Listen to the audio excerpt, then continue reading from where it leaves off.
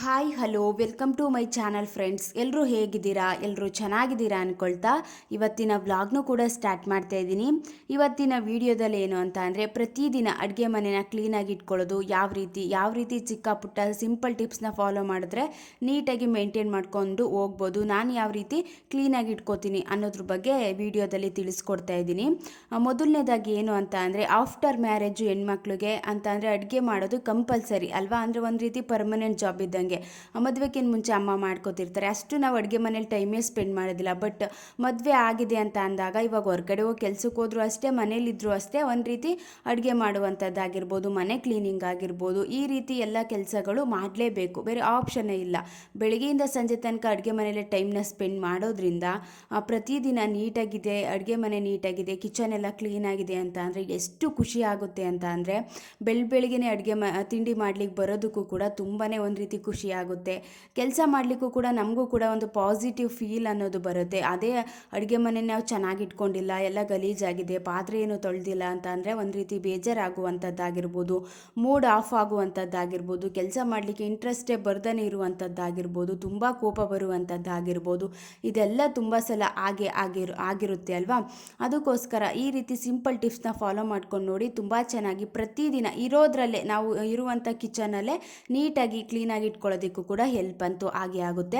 ಮೊದಲನೇದಾಗಿ ಏನು ಅಂತ ಅಂದರೆ, ನಮ್ಗೆ ಎಷ್ಟು ಬೇಕೋ ಅಷ್ಟು ಪಾತ್ರೆನ ಇಟ್ಕೊಳ್ಳೋದು ತುಂಬ ಒಳ್ಳೆಯದು. ನಮ್ಗೆ ಅವಶ್ಯಕತೆ ಇದ್ದರೆ ಮಾತ್ರ ಅಂಥ ಪಾತ್ರೆಗಳನ್ನ ಕೆಳಗಡೆ ಇಟ್ಕೊಳ್ಳುವಂಥದ್ದಾಗಿರ್ಬೋದು, ಬೇಡದೇ ಇರುವಂಥ ವಸ್ತುಗಳೆಲ್ಲನೇ ಒಂದು ಸೈಡಲ್ಲಿ ಎತ್ತಿಡುವಂಥದ್ದಾಗಿರ್ಬೋದು, ಇದು ತುಂಬ ಇಂಪಾರ್ಟೆಂಟು. ಏನು ಗೊತ್ತಾ, ತುಂಬ ಜನ ಏನು ಮಾಡ್ತಾರೆ, ಒಂದು ರೀತಿ ಶೋಗಾಗಿರ್ಬೋದು, ಚೆನ್ನಾಗಿ ಕಾಣಿಸ್ಲಿ ಅನ್ನೋದಕ್ಕಾಗಿರ್ಬೋದು, ಎಲ್ಲ ಪಾತ್ರೆನೂ ಸೆಲ್ಫ್ ಮೇಲೆಲ್ಲ ಜೋಡಿಸ್ಕೊಂಡಿರುವಂಥದ್ದಾಗಿರ್ಬೋದು, ತುಂಬ ಪಾತ್ರೆಗಳನ್ನ ಇಟ್ಕೊಂಡಿರುವಂಥದ್ದಾಗಿರ್ಬೋದು, ಈ ರೀತಿ ಮಾಡ್ತಿರ್ತಾರೆ. ಈ ರೀತಿ ಮಾಡೋದ್ರಿಂದ ಏನಾಗುತ್ತೆ ಅಂತ ಅಂದರೆ, ಕ್ಲೀನಿಂಗು ಕೂಡ ಸ್ವಲ್ಪ ಕಷ್ಟ ಆಗುತ್ತೆ.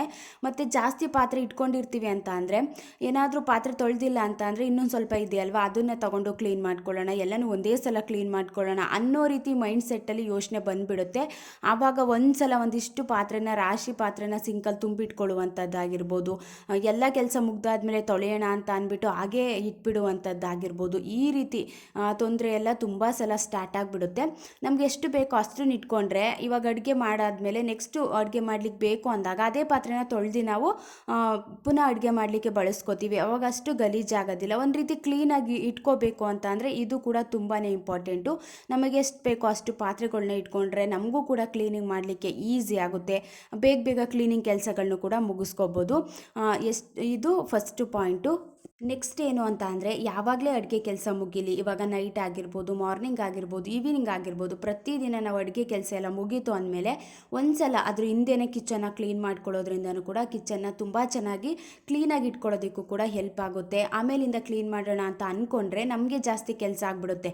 ಇವಾಗ ಪಾತ್ರೆ ಎಲ್ಲ ಒಣಗೋಗ್ಬಿಟ್ಟಿರುತ್ತೆ, ಮತ್ತು ಏನಾದರೂ ಸ್ಟವ್ ಮೇಲೆ ಸಾಂಬಾರು ಕಲೆ ಆಗಿರ್ಬೋದು, ಈ ರೀತಿ ಆಗಿರುತ್ತೆ, ಅದೆಲ್ಲ ಫುಲ್ ಒಣಗೋಗಿರುವಂಥದ್ದಾಗಿರ್ಬೋದು, ಡ್ರೈ ಆಗಿರುವಂಥದ್ದಾಗಿರ್ಬೋದು, ತರಕಾರಿ ಕಟ್ ಮಾಡಿರುವಂಥ ಜಾಗದಲ್ಲೆಲ್ಲ ಹಂಗೆ ಸೊಳ್ಳೆಗಳೆಲ್ಲ ಇರುವಂಥದ್ದಾಗಿರ್ಬೋದು, ಈ ರೀತಿ ಆಗುವಂಥ ಚಾನ್ಸಸ್ ತುಂಬ ಸಲ ಜಾಸ್ತಿನೇ ಇರುತ್ತೆ. ಅದಕ್ಕೋಸ್ಕರ ಒಂದ್ಸಲ ಅಡುಗೆ ಕೆಲಸ ಎಲ್ಲ ಮುಗೀತು ಅಂತ ಅಂದರೆ ಪಾತ್ರೆ ಎಲ್ಲ ತೊಳೆದ್ಬಿಟ್ಟು ನೀಟಾಗಿ ಶೆಲ್ಫ್ ಎಲ್ಲ ಒರೆಸ್ಕೊಂಡು, ಕೌಂಟರ್ ಟಾಪ್ ಎಲ್ಲ ಕ್ಲೀನ್ ಮಾಡಿಕೊಂಡು, ಗ್ಯಾಸ್ ಸ್ಟವ್ ಎಲ್ಲ ಕ್ಲೀನ್ ಮಾಡ್ಕೊಳ್ಳೋದ್ರಿಂದ ಅಡುಗೆ ಮನೆಯೂ ಕೂಡ ತುಂಬ ಚೆನ್ನಾಗಿ ಕಾಣಿಸುತ್ತೆ, ನೋಡಲಿಕ್ಕೂ ಕೂಡ ಚೆನ್ನಾಗಿ ಕಾಣಿಸುತ್ತೆ. ಒಂದು ರೀತಿ ಸಮಾಧಾನ ಅನ್ನೋ ಫೀಲ್ ಅಂತೂ ಬಂದೇ ಬರುತ್ತೆ. ಇವಾಗ ನಾವು ಜಾಸ್ತಿ ಟೈಮ್ ಸ್ಪೆಂಡ್ ಮಾಡುವಂಥ ಜಾಗ ತುಂಬ ಕ್ಲೀನಾಗಿದೆ, ನೀಟಾಗಿದೆ, ಒಂದು ರೀತಿ ಹೈಜೀನ್ ಆಗಿದೆ ಅಂತ ಅಂದರೆ ನಮಗೂ ಕೂಡ ಖುಷಿ ಅನಿಸುತ್ತೆ ಅಲ್ವಾ? ಇವಾಗ ಬೆಳಗ್ಗೆ ಆಯಿತು ಕಿಚನ್ಗೆ ಬರಲೇಬೇಕು, ಮಧ್ಯಾಹ್ನ ಆಯಿತು ಕಿಚನ್ಗೆ ಬರಲೇಬೇಕು ಅಂದಾಗ ಪಾತ್ರೆನ ಒಂದಿಷ್ಟು ಸಿಂಕಲ್ಲಿ ತುಂಬಿಟ್ಕೊಳ್ಳುವಂಥದ್ದಾಗಿರ್ಬೋದು, ಎಲ್ಲ ಕೆಲಸ ಮುಗಿಸ್ಬಿಟ್ಟು ತೊಳ್ಕೊಳ್ಳೋಣ ಅಂತ ಹಾಗೆ ಇಡುವಂಥದ್ದಾಗಿರ್ಬೋದು, ಈ ರೀತಿ ಇದ್ದರೆ ಜಾಸ್ತಿ ಒಂದು ರೀತಿ ಕೆಲಸ ಮಾಡಲಿಕ್ಕೂ ಕೂಡ ಮೂಡ್ ಬರೋದಿಲ್ಲ, ಒಂದು ರೀತಿ ಬೇಜಾರಾಗುವಂಥದ್ದಾಗಿರ್ಬೋದು. ಆಮೇಲೆ ಏನು ಗೊತ್ತಾ, ಜಾಸ್ತಿ ಪಾತ್ರೆ ಆಗ್ತಾ ತೊಳಿಲಿಕ್ಕೆ ಬೇಜಾರಾಗ್ಬಿಡುತ್ತೆ, ಇಷ್ಟೊಂದೆಲ್ಲ ಪಾತ್ರೆ ತೊಳಿಬೇಕಾ ಅನ್ನೋ ರೀತಿ ಫೀಲ್ ಬಂದೇ ಬರುತ್ತೆ. ಅದಕ್ಕೋಸ್ಕರ ಸಿಂಕಲ್ಲಿ ಆದಷ್ಟು ಪಾತ್ರೆನ ಇಟ್ಕೊಳ್ಳೋದಕ್ಕೆ ಹೋಗಬಾರ್ದು. ಜಾಸ್ತಿ ತೇವಾಂಶ ಇರುವಂಥ ಜಾಗದಲ್ಲಿ ಅಂದರೆ ಬ್ಯಾಕ್ಟೀರಿಯಾಗಳೆಲ್ಲ ಫಾರ್ಮ್ ಆಗುವಂಥದ್ದಾಗಿರ್ಬೋದು, ಈ ರೀತಿ ಸಿಚುಯೇಷನ್ ತುಂಬ ಸಲ ಜಾಸ್ತಿನೇ ಇರುತ್ತೆ. ಅದಕ್ಕೋಸ್ಕರ ಸಿಂಕೆಲ್ಲ ನೀಟಾಗಿ ಕ್ಲೀನ್ ಮಾಡಿಕೊಂಡು ಪಾತ್ರೆ ಎಲ್ಲ ತೊಳೆದ್ಬಿಟ್ಟು ಲಾಸ್ಟಲ್ಲಿ ಒಂದು ಸ್ವಲ್ಪ ಬಿಸಿನೀರನ್ನ ಅದರೊಳಗಡೆ ಹಾಕುವಂಥದ್ದಾಗಿರ್ಬೋದು, ಈ ರೀತಿ ಎಲ್ಲ ಮಾಡೋದ್ರಿಂದ ಕಿಚನ್ನು ಕೂಡ ತುಂಬ ಚೆನ್ನಾಗಿರುತ್ತೆ. ಮೇಯ್ನ್ ಇಂಪಾರ್ಟೆಂಟು, ಸಿಂಕಲ್ಲಿ ಪಾತ್ರೆ ಕ್ಲೀನ್ ಆಯಿತು ಅಂತ ಅಂದರೆ ಒಂದು ರೀತಿ ಸಮಾಧಾನ, ಕಿಚನ್ನೇ ಕ್ಲೀನ್ ಆಗೋ ರೀತಿ ಫೀಲ್ ಅಂತೂ ಬಂದೇ ಬರುತ್ತೆ. ಪ್ರತಿದಿನ ಗ್ಯಾಸ್ ಸ್ಟವ್ನ ಕ್ಲೀನ್ ಮಾಡ್ಕೊಳ್ಳುವಂಥದ್ದಾಗಿರ್ಬೋದು, ಆಗಿರ್ಬೋದು. ಈ ರೀತಿ ನಾವು ಚಿಕ್ಕ ಪುಟ್ಟ ಟಿಪ್ಸ್ನ ಬೆಳಿಗ್ಗೆ ಮಧ್ಯಾಹ್ನ ಸಂಜೆ ಫಾಲೋ ಮಾಡ್ತಿದ್ರೆ ನಮ್ಗೊಂದ್ಸಲ ಡೀಪ್ ಕ್ಲೀನಿಂಗ್ ಮಾಡ್ಕೋತೀವಲ್ವ, ಆವಾಗ ಜಾಸ್ತಿ ರಿಸ್ಕ್ ಅಂತಲೂ ಏನೂ ಅನ್ಸೋದಿಲ್ಲ. ಬಟ್ ನಾನು ಅಂದರೆ ಏನು ಗೊತ್ತಾ, ಒಂದು ತಿಂಗ್ಳಿಗೆ ಒಂದ್ಸಲ ಡೀಪ್ ಕ್ಲೀನಿಂಗ್ ಮಾಡ್ಕೋತೀನಿ, ಅಂದರೆ ಪ್ರತಿದಿನ ಏನು ಕ್ಲೀನೇ ಮಾಡ್ಕೊಳ್ಳಲ್ಲ ಅಲ್ಲ ಅಂತ ಅಂದ್ಕೊಂಡ್ರೆ ಒಂದ್ಸಲ ಕ್ಲೀನ್ ಮಾಡ್ಕೊಳ್ಳೋದಕ್ಕೆ ತುಂಬ ಕಷ್ಟ ಆಗಿಬಿಡುತ್ತೆ. ಮತ್ತು ಜಾಸ್ತಿ ಟೈಮ್ನೂ ಕೂಡ ಹಿಡಿದ್ಬಿಡುತ್ತೆ, ಟೈಮ್ ವೇಸ್ಟಿಂಗ್ ಜಾಸ್ತಿ ಆಗುವಂಥದ್ದಾಗಿರ್ಬೋದು. ಈ ರೀತಿ ಎಲ್ಲ ಸ್ಟಾರ್ಟ್ ಆಗಿಬಿಡುತ್ತೆ. ಯಾವಾಗಲೇ ಅಡುಗೆ ಕೆಲಸ ಮುಗ್ದಾದ್ಮೇಲೆ ಒಂದ್ಸಲ ಕಿಚನ್ನ ಕ್ಲೀನ್ ಮಾಡ್ಕೊಳ್ಳೋದು ತುಂಬ ಒಳ್ಳೆಯದು. ಇದರಿಂದ ನಮಗೆ ಕೂಡ ಟೈಮ್ ಸೇವಿಂಗು ಜಾಸ್ತಿ ಆಗುತ್ತೆ, ಕೆಲಸನೂ ಕೂಡ ಈಸಿಯಾಗಿ ಮುಗಿಸ್ಕೊಳ್ಳೋದಕ್ಕೂ ಕೂಡ ಹೆಲ್ಪ್ ಆಗುತ್ತೆ. ನೆಕ್ಸ್ಟ್ ಏನು ಅಂತ ಅಂದರೆ ಕಿಚನಲ್ಲಿ ಆದಷ್ಟು ಒಂದು 2-3 ಚಿಕ್ಕ ಚಿಕ್ಕ ಟವಲ್ಗಳು ಬರುತ್ತೆ ಅಲ್ವಾ, ಅದನ್ನು ಇಟ್ಕೊಂಡ್ರೆ ಬೆಟರು.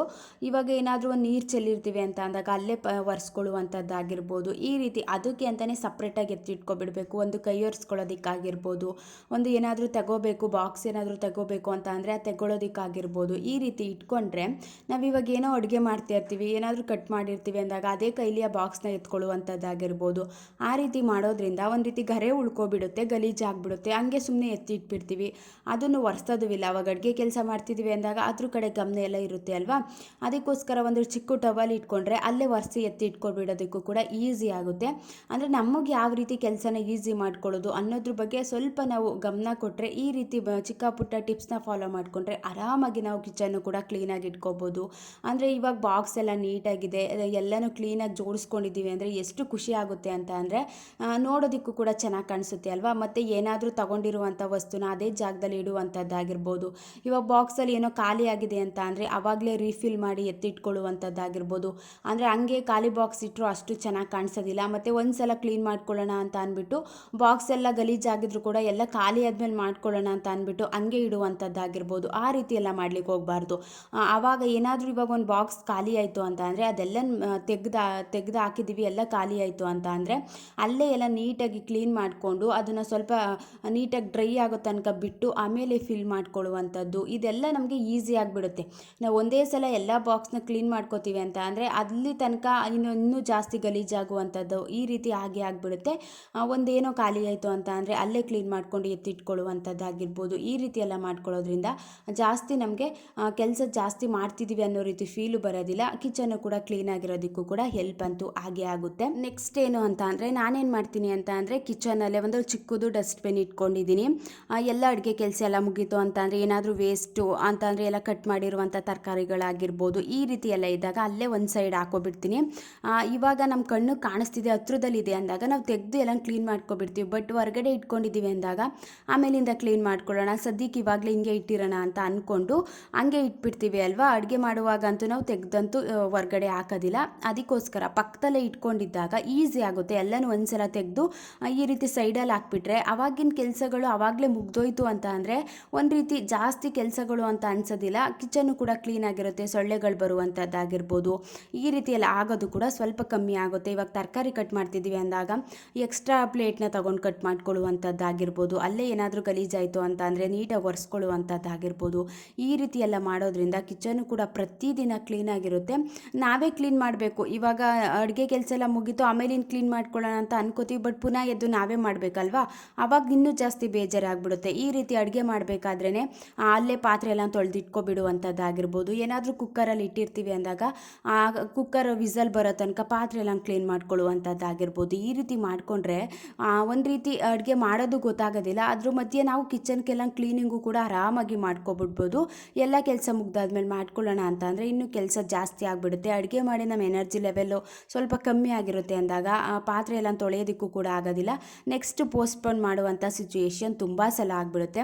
ನಮ್ಮ ಮನೇಲಿ ಏನು ಅಂತ ಅಂದರೆ ಅಡುಗೆ ಮನೇಲಿ ವಿಂಡೋ ಇರೋದ್ರಿಂದ ಇವಾಗಂತೂ ಬೇಸಿಗೆ ಟೈಮ್ ಅಲ್ವಾ, ಸ್ವಲ್ಪ ಧೂಳು ಬರುವಂಥದ್ದಾಗಿರ್ಬೋದು. ಅದರಲ್ಲೂ ಮಧ್ಯಾಹ್ನ ಟೈಮ್ ನಾನು ವಿಂಡೋನ ಓಪನ್ ಮಾಡಿಬಿಡ್ತೀನಿ. ಸ್ವಲ್ಪ ಬಾಕ್ಸಸ್ ಮೇಲೆ ಮತ್ತು ಗ್ಲಾಸ್ ಬಾಟಲ್ ಮೇಲೆಲ್ಲ ಧೂಳೆಲ್ಲ ಹಂಗೆ ಬರುವಂಥದ್ದಾಗಿರ್ಬೋದು. ಈ ರೀತಿ ಎಲ್ಲ ಜಾಸ್ತಿ ಆಗುತ್ತೆ. ಅದಕ್ಕೋಸ್ಕರ ನಾನೇನು ಮಾಡ್ತೀನಿ ಅಂತ ಅಂದರೆ ಒಂದು ಪ್ರತಿದಿನ ಕಿಚನ್ಗೆ ಬಂದ ತಕ್ಷಣ ಏನಾದರೂ ಜಾಸ್ತಿ ಧೂಳಿದೆ ಅಂತ ಅಂದರೆ ಅಲ್ಲೇ ಕ್ಲೀನ್ ಮಾಡ್ಕೊಬಿಡ್ತೀನಿ.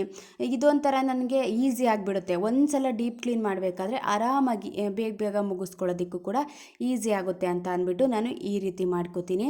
ಈ ರೀತಿ ಮನೇಲಿರುವಂಥ ಹೌಸ್ ವೈಫ್ಗಳು ನಮಗೆ ಯಾವ ರೀತಿ ಈಸಿ ಆಗುತ್ತೆ, ಕಿಚನಲ್ಲೇ ಜಾಸ್ತಿ ಟೈಮ್ನ ಸ್ಪೆಂಡ್ ಮಾಡೋದ್ರಿಂದ ಪ್ರತಿದಿನ ಕಿಚನ್ನ ಕ್ಲೀನಾಗಿ ಇಟ್ಕೊಳ್ಳುವಂಥದ್ದಾಗಿರ್ಬೋದು, ನೀಟಾಗಿ ಮೇಂಟೈನ್ ಮಾಡ್ಕೊಳ್ಳುವಂಥದ್ದಾಗಿರ್ಬೋದು, ಏನಾದರೂ ಒಂದು ವಸ್ತುನ ತೊಗೊಂಡ್ವಿ ಅಂತ ಅಂದರೆ ಅದೇ ಜಾಗದಲ್ಲಿ ಇಡುವಂಥದ್ದಾಗಿರ್ಬೋದು. ಈ ರೀತಿ ಎಲ್ಲ ಮಾಡ್ಕೊಂಡು ನೋಡಿ.